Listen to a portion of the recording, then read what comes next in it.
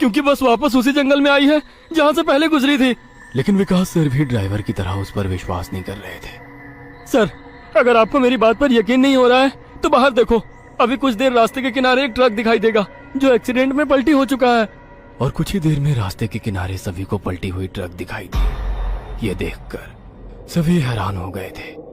Driver ने भी मान लिया कि श्याम सच बोल रहा है कि तभी जंगल खत्म हो गया और बस वही सुनसान वीरान जगह पर पहुंच गई जहां पर वो कुछ देर पहले टॉयलेट करने के लिए रोक दी गई थी।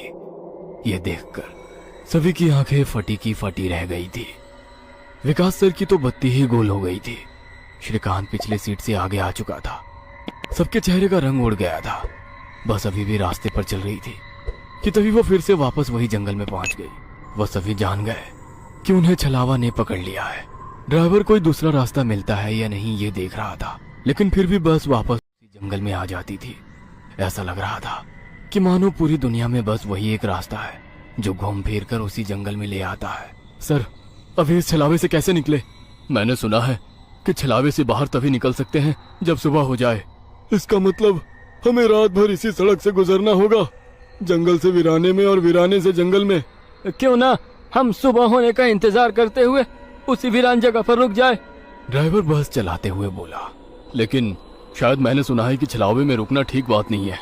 नहीं सर, मेरी बुआ ने बताया था कि अगर सेफ जगह मिल जाए तो रुकने में कोई परेशानी नहीं है। बस इतना ही पता है तुम्हें? और कोई तरीका नहीं है क्या? है, लेकिन वो अभी के लिए नहीं है। और वैसे भी अगर जिस छलावे ने हमें पकड़ा है, अगर वो कमजोर हुआ तो उसकी शक्तियाँ कुछ ही देर में कमजोर हो जाएंगी और हम छलावे से छूट जाएंगे। फिर वो छलावा हमें नहीं पकड़ सकता। इन सभी की बातें सुनकर सोए हुए सुशील सर जाग गए। अरे क्या हुआ? आ गया क्या मेरा